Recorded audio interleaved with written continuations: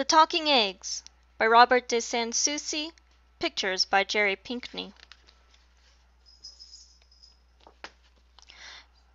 The Talking Eggs is adapted from a Creole folk tale originally included in a collection of Louisiana stories by the folklorist Alcée Fortier and published late in the 19th century. The tale appears to have its roots in popular European fairy tales, probably brought to Louisiana by French immigrants. Variations of the story with Cajun or Gullah overtones suggest that it was gradually spread orally through other areas of the American South. Back in the old days, there was a widow with two daughters named Rose and Blanche. They lived on a farm so poor it looked like the tail end of bad luck. They raised a few chickens, some beans, and a little cotton to get by. Rose, the older sister, was cross and mean, and didn't know beans from birds' eggs. Blanche was sweet and kind and sharp as 40 crickets. But the mother liked Rose the best, because they were alike as two peas in a pod, bad-tempered, sharp-tongued, and always putting on airs. The mother made Blanche do all the work around the place. She had to iron the clothes each morning, using an old iron filled with hot coals, chop cotton in the afternoon, and string the beans for supper. While she'd be doing these chores, her mamma and sister would sit side by side in rocking chairs on the shady porch, fanning themselves and talking foolishness about getting rich and moving to the city where they could go to fancy balls wearing train dresses and lots of jewels. One hot day the mother sent Blanche to the well to fetch a bucket of water. When the girl got there she found an old woman, wrapped in a raggedy black shawl, near fainting with the heat. "Please, child, give me a sip of water," the old woman said. "I'm 'bout to die of thirst." "Yes, auntie," said Blanche, rinsing out her bucket and dipping up some clean, cool well water. "Drink what you need." "Thank you, child," said the old woman when she had taken a swallow after swallow of water. "You got a spirit of a do-right in your soul. God is going to bless you." Then she walked away down the path that led to the deep woods. When Blanche got back to the cabin, her mother and sister hollered at her for taking so long. "This water's so warm it's near boiling," shouted Rose, as she dumped the bucket out on the porch. "Here your poor sister's near dying for a drop of cool water," her mother screamed, "and you can't even bring her that little thing." Then the two of them scolded and hit Blanche until the frightened girl ran away into the woods. She began to cry, since she didn't have anywhere to go, and she was scared to go home. Suddenly, around a bend in the path, came the old woman in the raggedy black shawl.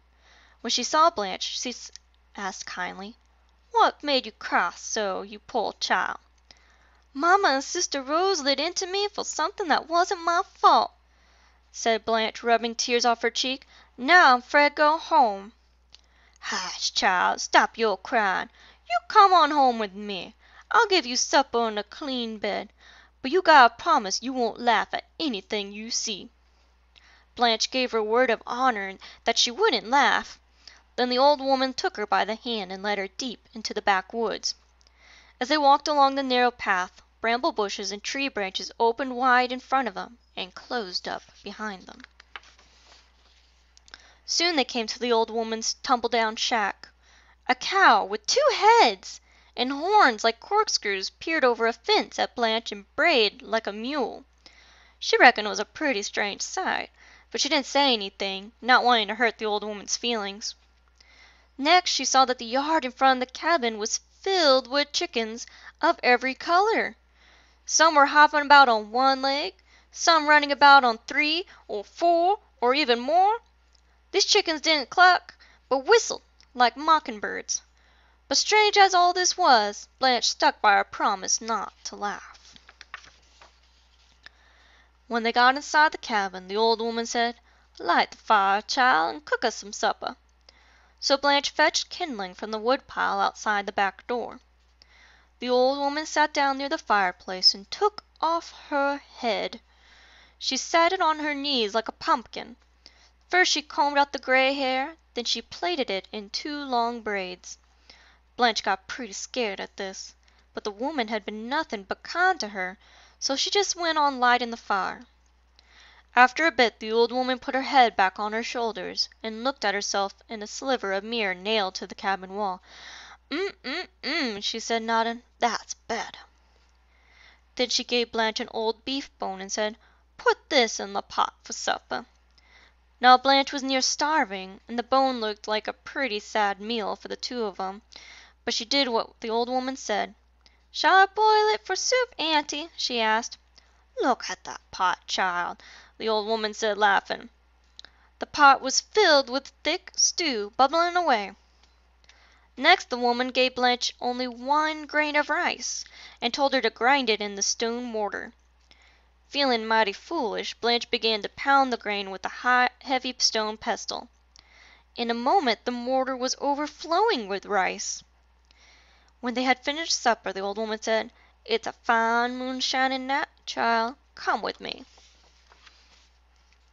They sat themselves down on the back porch steps. After a time dozens of rabbits came out of the underbrush and formed a circle in the yard. The men rabbits all had frock-tailed coats, and the lady rabbits had little train dresses. They danced, standing on their hind feet, hopping about. One big rabbit played a banjo, and the old woman hummed along with it. Blanche kept time by clapping along. The rabbits did a square dance, a Virginia reel, and even a cakewalk. The girl felt so happy she never wanted to leave. She sat and clapped until she fell asleep, and the old woman carried her inside and put her to bed. When Blanche got up the next morning, the old woman told her, "Go milk my cow." The girl did what she was told, and the two-headed cow with the curly horns gave her a bucket of the sweetest milk she'd ever tasted. They had it with their morning coffee. "You gotta go home now, child," the old woman said to Blanche, who was washing the breakfast dishes. "But I tell you, things will be better from here on out. And since you are such a good girl, I got a present for you. Go out to the chicken house. Any eggs that say, 'Take me,' you go ahead and take. But if you hear any say, 'Don't take me,' you leave 'em be. When you get near home, throw those eggs one after another over your left shoulder so they break in the road behind you. Then you'll get a surprise." When Blanche got to the little chicken house she found all the nests filled with eggs. Half were gold or silver or covered with jewels. Half looked no different from the eggs she got from her chickens back home. All the plain eggs told her, "Take me." All the fancy ones cried, "Don't take me." She wished she could just take one gold or silver or jeweled egg, but she did what the old woman told her and only scooped up the plain ones. She and the old woman waved good-bye to each other. Then Blanche went on her way.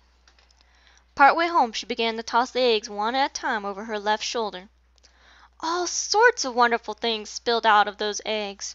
Now diamonds and rubies, now gold and silver coins, now pretty silk dresses and dainty satin shoes. There was even a handsome carriage that grew in a wink from the size of a matchbox, and a fine brown and white pony that sprouted from the size of a cricket draw it. Blanche loaded all these lovely things into the carriage and rode the rest of the way home like a grand lady. When she got back to the cabin, her mother and sister just gawked at her new finery. "Where'd you get all these things?" her mother asked, making Rose help Blanche carry the treasures inside.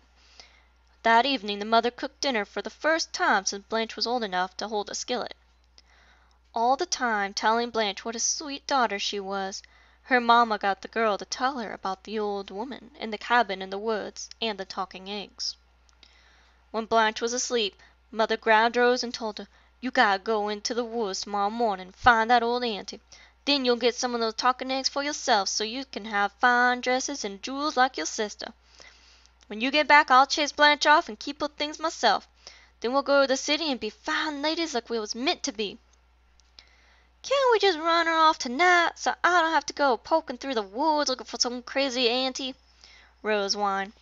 "There's not near enough for two," her mother said, getting angry. "You do as I say and don't be so contrary." So the next morning Rose set out drag-foot into the woods. She dawdled mostly, but soon met the old woman in her raggedy black shawl. "My sweet little sister Blanche told me you got a real pretty house and all," said Rose. "I 'preciate to see it." "You can come with me if you have a mind to," said the old woman, "but you gotta promise not to laugh at whatever you see." "I swear," said Rose. So the old woman led her through the bramble bushes and the tree branches into the deep woods. But when they got near the cabin and Rose saw the two-headed cow that brayed like a mule and the funny-looking chickens that sang like mockingbirds, she yelled, "If there ever was a sight, that's one! That's the stupidest thing in the world!" Then she laughed and laughed until she nearly fell down.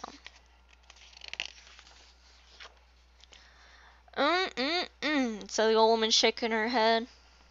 Inside, Rose complained that when she was asked to start the fire, she wound up with more smoke than flame. When the old woman gave her an old bone to put in the pot for supper, Rose said crossly, "That's goin' to make a mighty poor meal." She dropped it in the pot, but the old bone remained a bone, so they only had thin soup for supper. When the old woman gave her one grain of rice to grind in the mortar, Rose said, "That sad speck won't hardly feed a fly." She went and lifted the pestle, so they had no rice at all. So the old woman muttered. Rose went to bed hungry. All night long she heard mice scratching under the floor and screech owls clawing at the window. In the morning the old woman told her to milk the cow. Rose did, but she made fun of the two-headed creature, and all she got was a little sour milk not fit for drinking. So they had their breakfast coffee without cream. When the old woman lifted her head off her shoulders to brush her hair, quick as a wink Rose grabbed that head and said, "I'm not going to put you back together until you give me presents like my sister got." "Ah, child, you're a wicked girl," said the old woman's head, "but I gotta have my body back, so I'll tell you what to do. Go to the chicken house and make those eggs that say, and take those eggs that say, 'Take me.' But leave the ones that cry, 'Don't take me.' Then you toss those eggs over your right shoulder when you're on your way home." To be sure the old woman wasn't playing her a trick. Rose set the old woman's head out on the porch while her body sat groping around the cabin. Then she ran to the chicken house. Inside, all the plain eggs cried, "Take me," while all the gold and silver and jeweled ones said, "Don't take me." "You think I'm fool enough to listen to you and pass up the prettiest ones? Not on your life." So she grabbed all the gold and silver and jeweled eggs that kept yelling, "Don't take me," and off she ran into the woods with them. As soon as she was out of sight of the old woman's cabin she tossed the eggs over her right shoulder as fast as she could. But out of those shells came clouds of whip snakes, toads, frogs, yellow jackets, and a big old gray wolf. These began to chase after her like pigs after a pumpkin. Hollering bloody murder, Rose ran all the way to her mother's cabin. When the woman saw the swarm of things chasing her daughter, she tried to rescue her with a broom, but the wasp and wolf and all the other creatures wouldn't be chased off, so mother and daughter high-tailed it to the woods, with all the animals following. When they returned home, angry and sore and stung and covered with mud, they found Blanche. Blanche had gone to the city to live like a grand lady, though she remained as kind and generous as always. For the rest of their lives Rose and her mother tried to find the